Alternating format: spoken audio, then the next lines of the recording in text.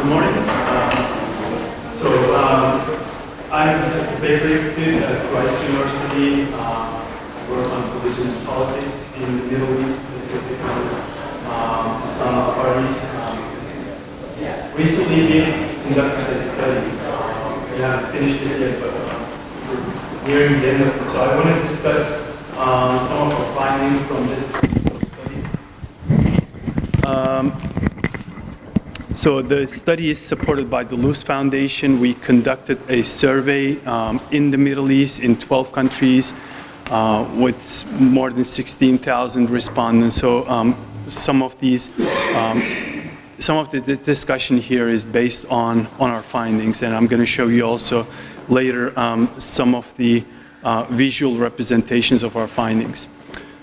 So religion and religious authority are incredibly valuable political resources. Recent rise in the prominence of religion in this country, for example, but also worldwide is a testament to that. Various religious political actors, such as Islamist and fundamentalist groups, Salafist groups, and governments, and their use of religion in one form or another throughout the region is a good example of that. And it's an issue, it's a topic that requires a lot more study. So our goal was to take on this topic. Because authority in Islam, religious authority, is decentralized and non-hierarchical, with the exception of some Shiite religious circles, dynamics of a free market of religion and religious competition define religion-politics relationship in the Middle East and more broadly in the Muslim world. Yet despite its centrality to a well-grounded understanding conception of how religion and politics interact and to understanding the motivations behind religious actors' actions, we lack a comprehensive analysis of these key concepts in the Middle East in particular. So our study examines the nature of religious authority in contemporary Middle East, and we ask who speaks for Islam in the Middle East and who wields religious or Islamic authority. Three key observations about the region's religious space motivated our study. First, Islamist actors across the region have enjoyed widespread electoral popularity for decades. If that's the case, does this electoral popularity translate into religious favorability and authority for Islamists throughout the region? Second, state-affiliated religious leaders are generally assumed to lack the charisma, intrigue, and authority other religious leaders are deemed to possess. State affiliation is presumed to undermine their authority. So if that's the case, how much actual influence and authority do state religious officials have? Perhaps in quantifiable terms. And lastly, there are some strong undercurrents of sometimes violent extremism in the region, as evidenced by the presence of the Islamic State or Al-Qaeda affiliates. But is there a strong support base for extremists among the broader population? So we wanted to examine these three questions, three observations, motivations. As part of this study, we conducted an original 12-country survey conducted online with YouGov with 16,500 respondents. And we asked them about their views on more than 80 religious leaders across the region. So these countries include Iran, Egypt, Turkey, Jordan, Morocco, Tunisia, Saudi Arabia, Qatar, Lebanon, and a few others. We picked religious leaders with diverse backgrounds, different backgrounds. Some were traditional religious scholars, others were state-affiliated, some were Sufis or televangelists, others were more politically oriented like Islamist, Salafis, and Jihadis. So just a quick note on the survey. So because this is an online survey and we relied on YouGov's online panels in each country, this is not nationally representative, meaning that it doesn't reflect the underlying true population in these countries. What does that mean in empirical terms? Our sample of 16,500 respondents in 12 countries was overall, and this is true for every single country, disproportionately male, about 60 to 65% male, more educated with more university degrees, and they were more urban compared to the broader population. So this should be kept in mind in terms of understanding, better understanding the analysis. So in a way, we could argue that we are looking into an important group within these countries, kind of a middle-class urban population. However, on several other important variables, especially as they relate to religion, religious attitudes, religious practice, I think our sample is fairly comparable to broader populations. We have compared it to Arab Barometer Survey, World Value Surveys, and those informations are available on the Baker Institute website as part of this study, where we explain the survey methodology. So, in measuring attitudes towards these religious leaders, we approach this from a number of perspectives. So once again, to step back, why were we interested in these religious leaders? Because of the free market of religion nature of religious space in the Middle East. This is very important because an important part of, in particular, U.S. foreign policy is involved in, or in some capacity, interacting with religion and religious actors in the Middle East. It's important. Usually that's taken from a counter-violent extremism perspective. So it's important to know what the landscape is like. You know, if the U.S. foreign policy is working with certain kinds of religious actors, does it actually make sense to work with them? How much influence, how much traction do these actors have? If they're not influential, it doesn't make sense. It's a waste of resources. On the other hand, are there other actors, you know, who can actually help promote certain kinds of, it could be social reforms, it could be, you know, preventing extremism of different kinds. So it's important to look at the lay of the land, so to speak. Our goal was to essentially map religious authority, Islamic authority in the Middle East. So we asked direct questions about respondents' approval of and trust in these religious leaders. So we asked them what they thought about these 80-some leaders, whether they approved them as religious authorities or whether they trusted them.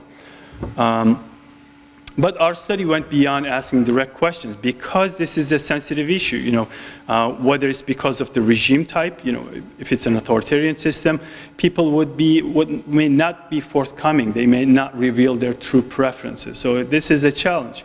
And it's because it's a religious issue, people also may not reveal their true preferences. So due to the sensitive nature of this topic, we also aim to gauge respondents' view of these religious leaders indirectly.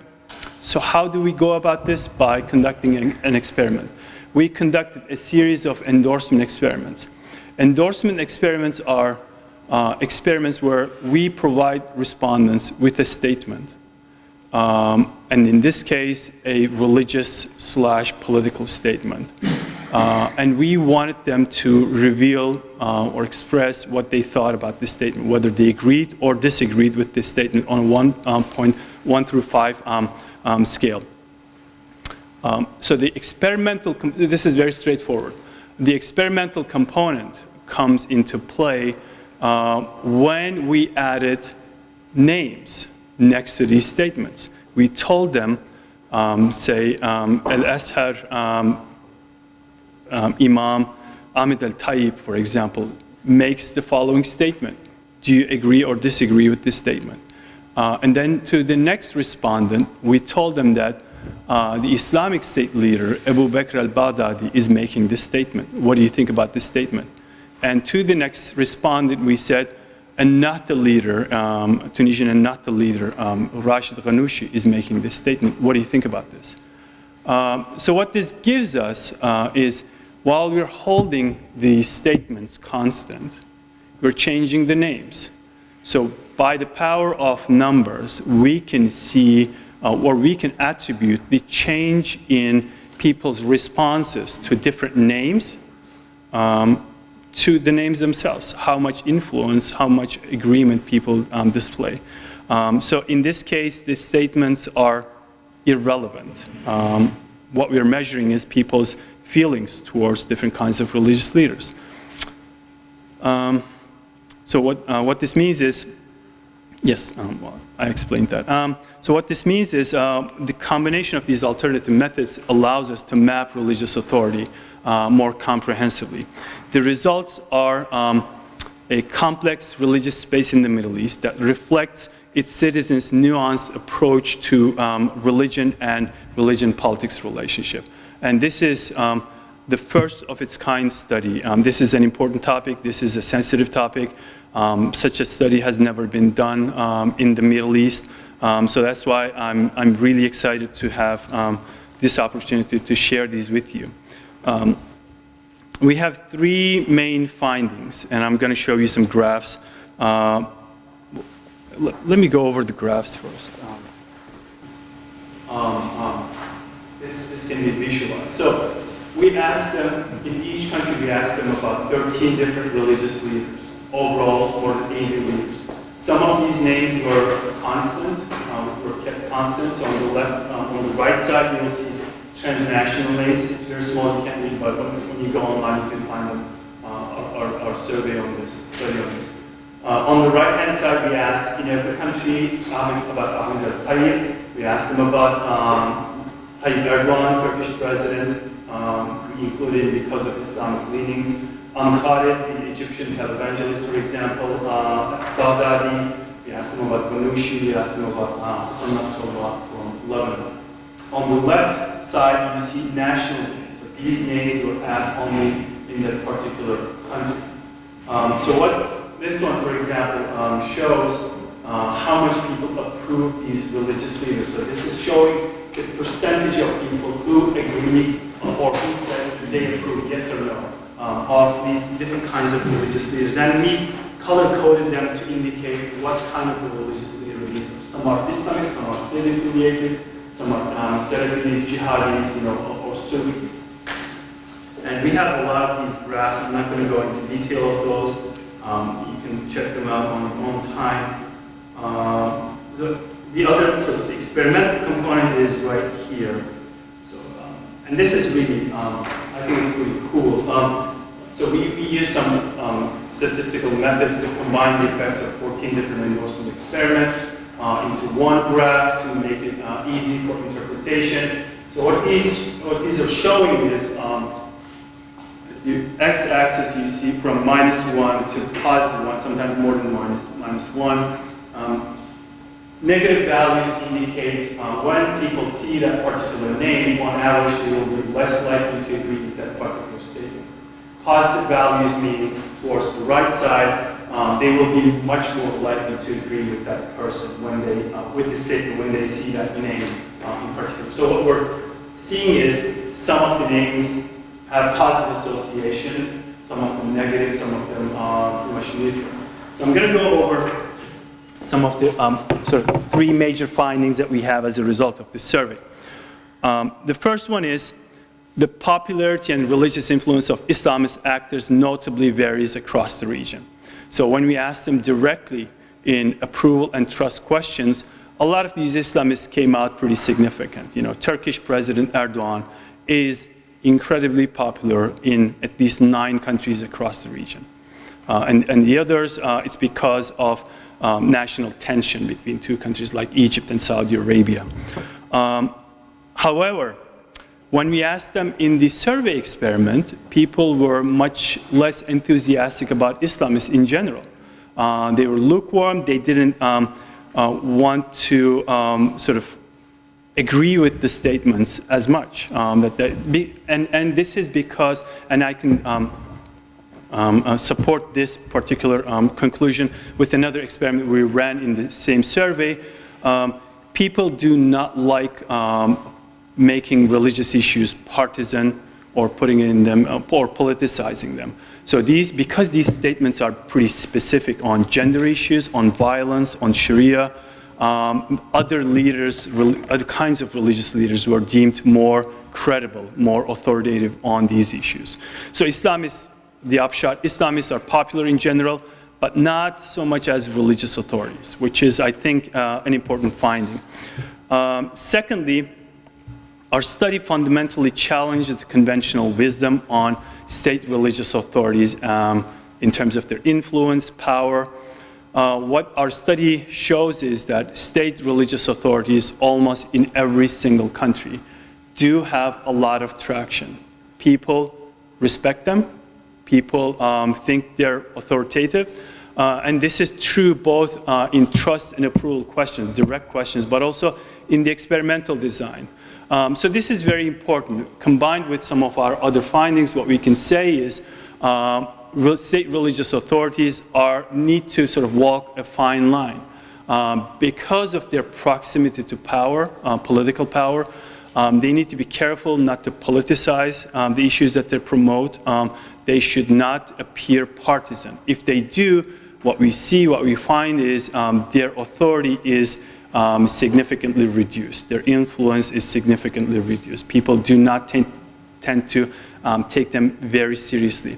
And this influence of state religious authorities is pretty significant in countries like where the national identity is woven into, religious issues, religious discourse is woven into the national identity in countries such as Saudi Arabia, Morocco, Iran, Jordan. So I think this is a very important finding that needs to sort of be integrated into sort of policy analysis. And lastly, the most concerning finding in our study is that extremist religious discourse has a sizable following. So this effect did not come out in direct questions. We asked people about extremist jihadi religious leaders, including al-Baghdadi himself. When we asked them about them in approval questions, like directly, what do you think of this person? Do you approve them? Do you trust them? People did not reveal any true sort of approval or trust in them. You know, it usually varied between 1% to 5%. However, in the endorsement experiments, something very interesting came out. In several countries, in countries like Tunisia, Saudi Arabia, Morocco, Jordan, al-Baghdadi has tremendous pull. In some of these countries, he has the highest impact. Jordan, for example, he comes out on top. So he has the most influence of all religious leaders. When he makes a statement, people tend to listen to him more so than they would listen to any other religious leader in the country. And this is also true in Tunisia. Saudi Arabia, he's a little bit middle of the pack, a little bit closer to the upper level. And in Morocco, he's just behind the king. And the king, declares himself as the Emir al-Mu'minin, the commander of the faithful, so he's pretty significant. But al-Baghdadi is a close second, and with sizable influence. So he moves the needle about 1 full point on a 1 through 5 scale. And this corresponds to what's happening on the ground. If you look at the countries that send the highest number of foreign fighters into Syria to fight alongside the Islamic State, we see that Morocco, Tunisia, Jordan, Saudi Arabia are among the top countries. And these are the very same countries where al-Baghdadi has significant pull. So what are some of the findings of our, the implications of our findings?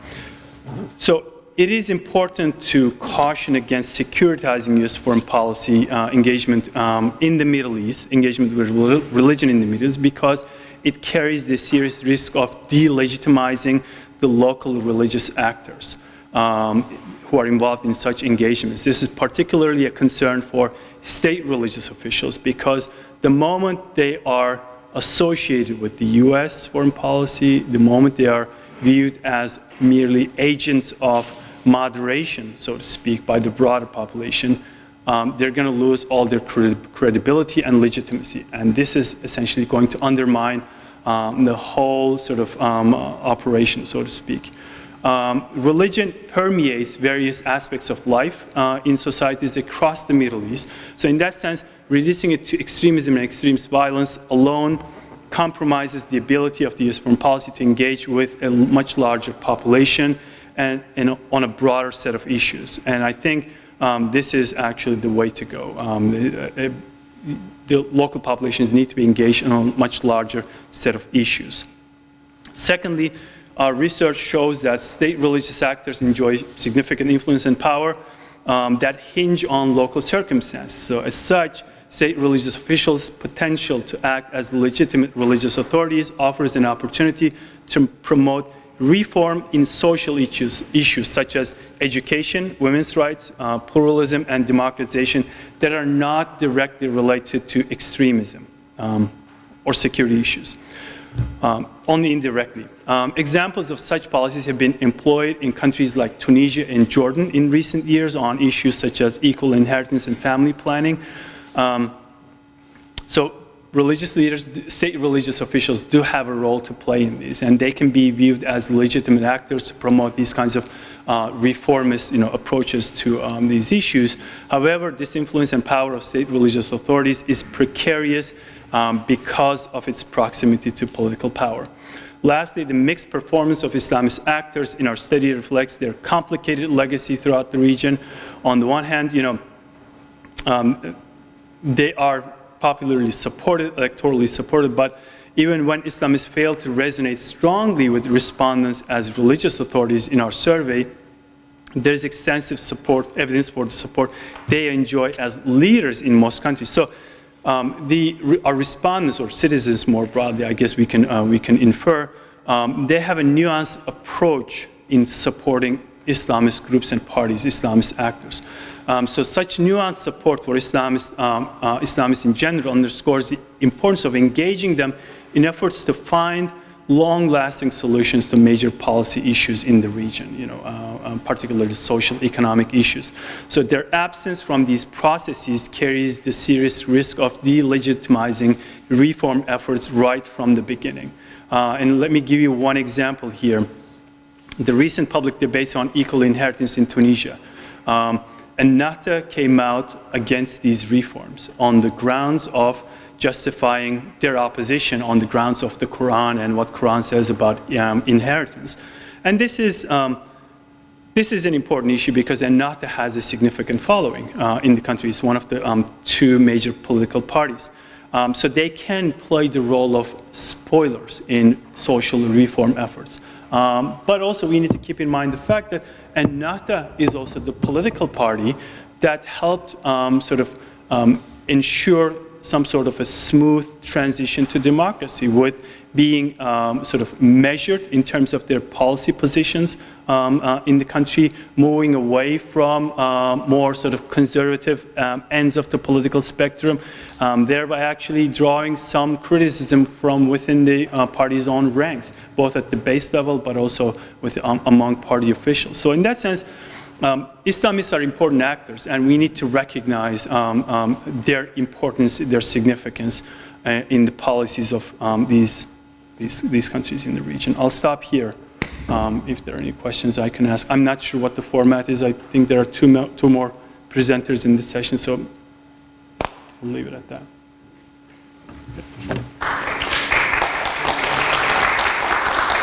So, I'm Darrell Burrell. My colleague's not here, but this builds off a presentation I did last year, and it's evolved into an exploration about incivility in the workplace. And so one of the things that kind of came out of our research, or came out of this process, is a question. And so a lot of us as researchers, we have this question and we want to explore it. And mine really came from, before I was in academia, I worked for the U.S. Nuclear Regulatory Commission. We regulate the commercial use of nuclear power in the United States. And one of the things that happened was I had a colleague that happened to be Muslim.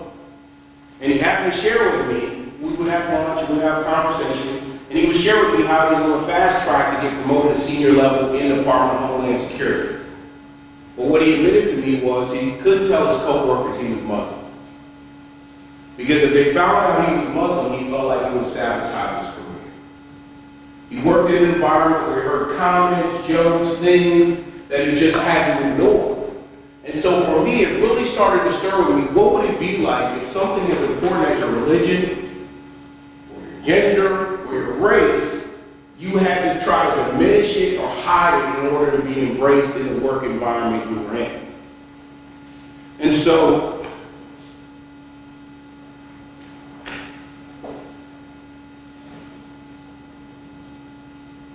one of the things I want to talk about is, kind of the rise of workplace incivility around people with religion in the workplace. And where I really started to explore this was it started with that question, but from that question I wanted to look at it in more complex detail. And so one of the things I did was I went to our diversity office, our agency, and I really found and realized that we did all this training on sexual harassment, gender discrimination, sexual orientation, but we never trained people on diverse religions in the workplace. Then the next place I wanted to look at was I went to the EEOC to look at their religious discrimination claims. And when I went to the EEOC, I found some very fascinating things. One of the things I found is that Muslims represent 3% of the U.S. population, but represent 25% of the religious discrimination claims. If you take this a step further, beyond Muslim religion, there's a largest increase in the last year in anti-Semitism complaints in the EEOC in the last 20 years. So one of the things I try to give you context to think about is, when you think about Charlottesville, when you think about protests, and you think about comments about people about certain religions, realize that those same people that are marching in those environments are going to work in your workplace. And what context do you have to deal with it when people are intolerant about people with diverse religions in the workplace? So let's talk a little bit about Islamophobia, and let's talk a little bit about how it manifests itself in the workplace.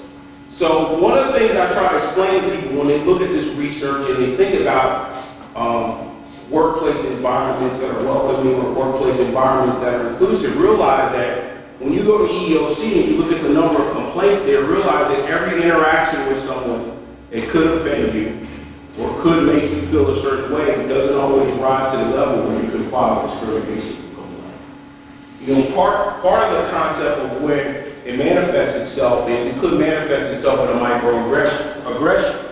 It could manifest itself in a comment that someone thinks is simple, but it could be offensive to you. And so one of the things I try to have people think about when they think about these concepts and these interactions is how it manifests itself in individuals and how it manifests itself in the organization. So, in an individual standpoint, if you feel like you've been treated in such a way, or you feel like your coworkers are treating you in such a way, are you going to be more apt to collaborate with them? Are you going to be more apt to participate with them? Are you going to be more committed to that environment? Probably not. And then, if an organization has segments of employees that are not participating, then what does that do with your organization's ability to meet its mission or function effectively? One of the areas I looked at is Gallup does a survey on employee engagement and employee disengagement, and they basically said disengaged employees cost organizations like $6 billion a year. So there are a lot of people that will talk about these grand schemes about religion and religious conflict, and they'll talk about it in the global scale, but I'm just talking to you about where we work every day and how we interact with people when we work. So just some things to think about. How many of you have a friend or coworker of a different faith than you? What is it about you that helps you relate to them and respect them? Like me, I'm Christian. One of the ways is I develop friends that have different faith than me, and out of our friendship and our relationship, my vision and interaction with them is a lot different than maybe some public narratives about them. You know, one of the things that's a challenge in terms of how we interact with each other in this country is, what is our narrative about people? When certain things occur, do we treat people as a large group, or do we look at them as individuals? One of the things I try to share with people to think about is, you know, there's a lot of research and information out there that says the Ku Klux Klan consider themselves a Christian organization.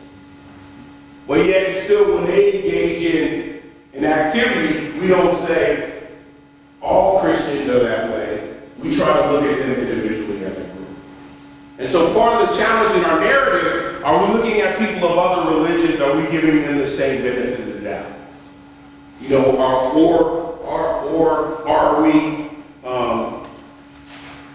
looking at them fairly in terms of this is an individual act, this is an act of a whole religion or a whole group?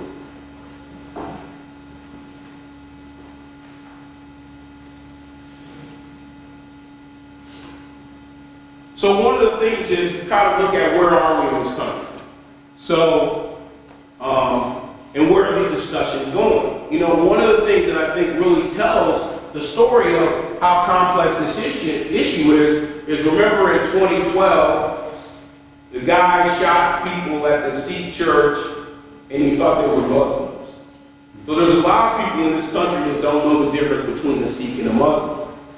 Or think about the gentleman in Florida, what was it, 2000, who was in a Christian church who wanted to have a burn Quran day at church. So there's a lot of views and perspectives, and a lot of them are based not on physically engaging people or really understanding a religion. They're based on hyperbole, myths, stereotypes, etc., that are manifesting themselves. And instead of someone trying to reach out and seek and engage someone that's different than them to find out the truth, they're just accepting that as gospel and as fact.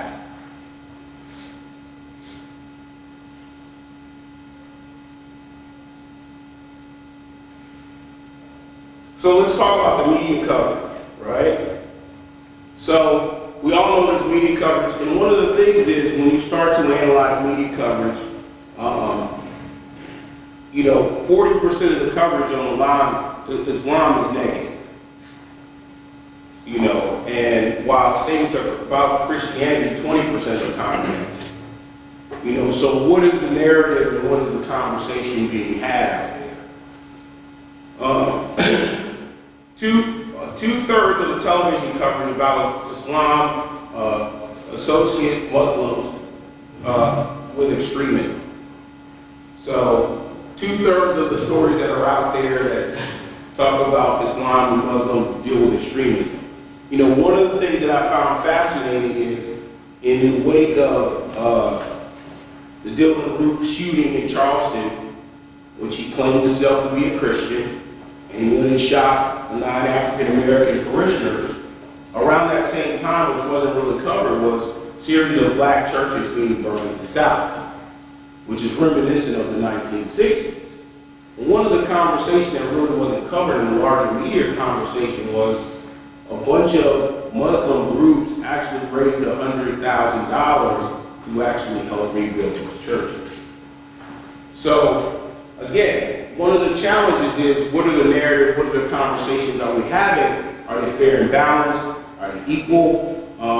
Or are we being honest about what our perceptions are about different peoples and groups?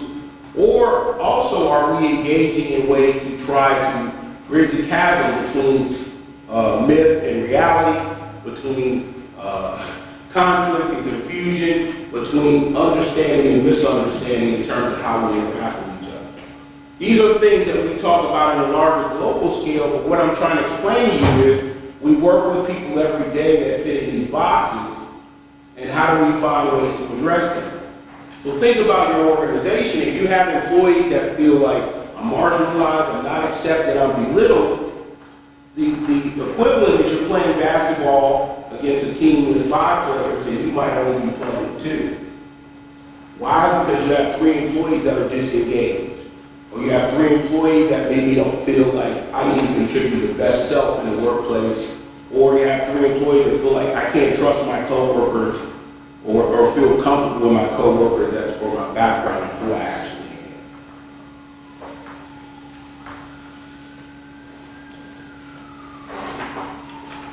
Pew Research came out with a survey in 2010. Who knows whether it's evolved since now, but it says that 45% of Americans agree that Islam is at odds with American values.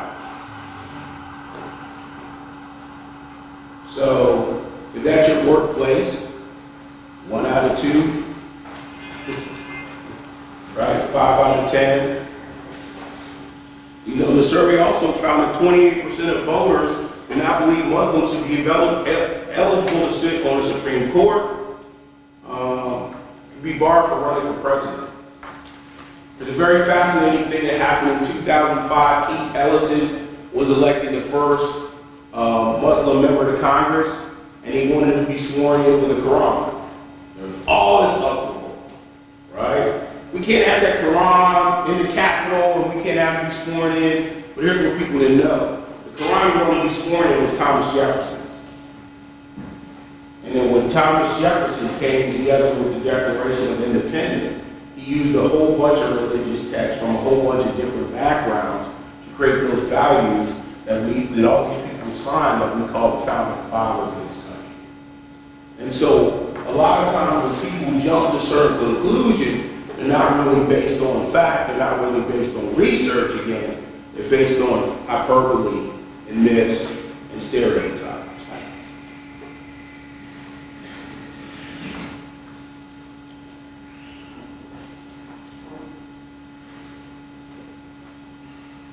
So one of the things I try to do is to talk to people about narratives and how we develop narratives and what we think about narratives, right? So one of the ones I talk about is who owns a hoodie. Is there a difference between 2 types of children wearing a hoodie? Just to tell people how stereotypes manifest themselves.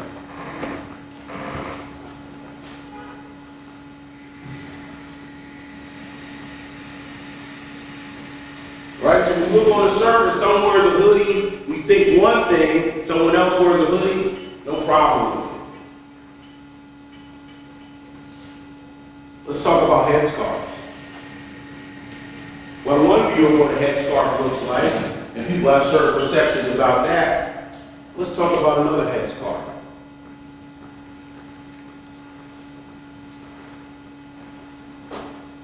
How do people act when they see someone with this person kind of headscarf versus that kind of headscarf?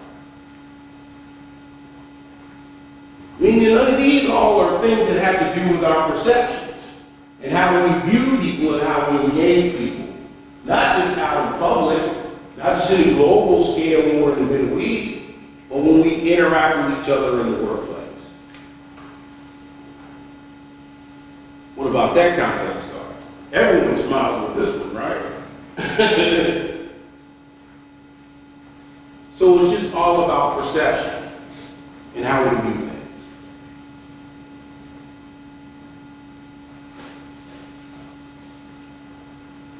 So one of the things I try to talk about is painting people with a broad brush. So one of the things that came out of my concept, in my research, was this whole idea called Christian privilege. What Christian privilege says, I can say Merry Christmas. Christian privilege says, what time do we have off work? Well, we always have Christmas off, right? But how does that manifest itself if I'm Jewish or if I'm Muslim and I want one of my religious holidays off, right? It's not perceived the same way, right? And so one of the things I talk about is, the Muslim ban. We're banning people from certain countries. What is that based on, right? And how are we coming to that conclusion? One of the things about my colleague at the Department of Homeland Security was, not only was he an American citizen, but he also served in the military. So imagine this guy that protected his country, believed in his country, considered himself American, now having to hide some aspect that's very important to him because of his religion, because he worked in an environment where people would not perceive him or embrace him in the way that he felt he needed to be perceived. We talked about, so one of the things I try to explain to people is, a lot of people don't have this discussion, but let's talk about, when we talk about terrorism, what about Oklahoma City? The gentleman that blew up Oklahoma City was Protestant, right? Are we going around saying we need to investigate Protestants? To me, that bombing killed as many Americans as any other terrorist act in this country. What are we going around the country trying to investigate what Protestants do, what Protestants are engaged in? We talk about the Ku Klux Klan. You know, a lot of people don't really want to consider the fact that what do they burn in people's houses? Crosses. What's on their road? A cross. What do they bring to hanging? Bibles. There's information out there. The leader of Ku Klux Klan Virginia said we're a Christian organization. We're not a terrorist organization. Are we investigating that? Are we having a discussion about that? You know, I will challenge you that Ku Klux Klan has killed more Americans in this country throughout our history than any Islamic group in the United States. Just a conversation.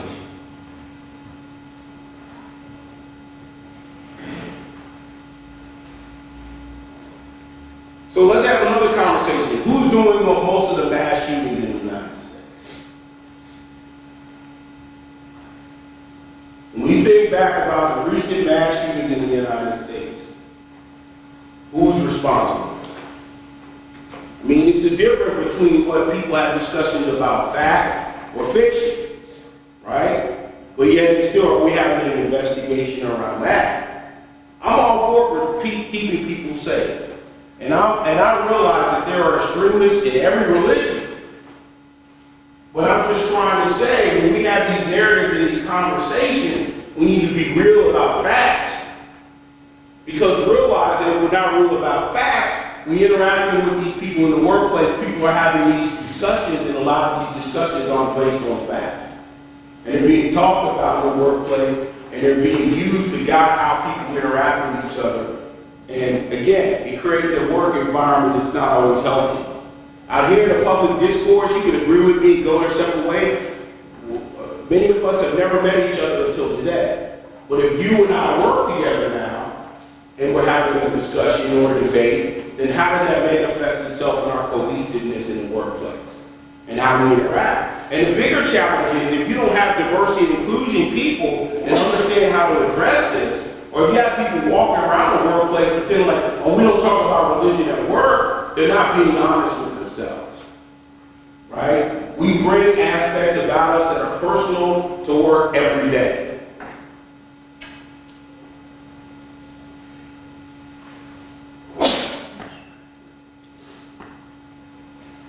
I'm almost at the end of my time. So does anyone have any questions? I'd like to stop this. Yeah.